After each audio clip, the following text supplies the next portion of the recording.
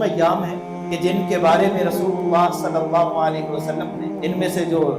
عرفہ کا دن ہے اس کے حوالے سے فرمایا کہ اس دن اللہ رب العالمین اپنے بندوں کو سب سے زیادہ جہنم کی آگ سے آزاد کرتے ہیں۔ اور پھر اس کے بعد 10 تاریخ یوم النحر اللہ کے رسول صلی اللہ علیہ وسلم اس دن کے حوالے سے فرماتے ہیں کہ سب سے افضل ترین دنوں میں سب سے افضل دن وہ یوم النحر ہے، قربانی والا دن۔ انہی دنوں میں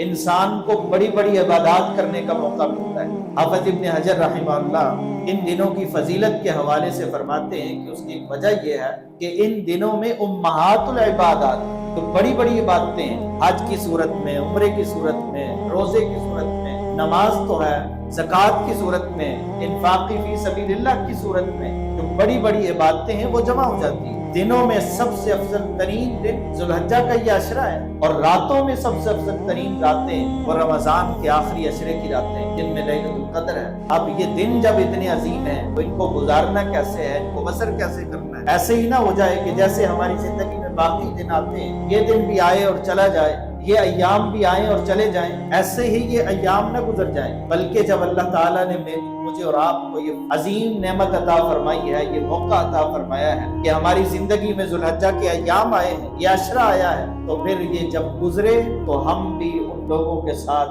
جنہوں نے اپنے آپ کو جہنم کی آگ سے بچا لیا اور جن کے اوپر اللہ نے جہنم کی آگ کو حرام کر دیا، اللہ کرے کہ ہم بھی ان میں شامل ہو سکیں۔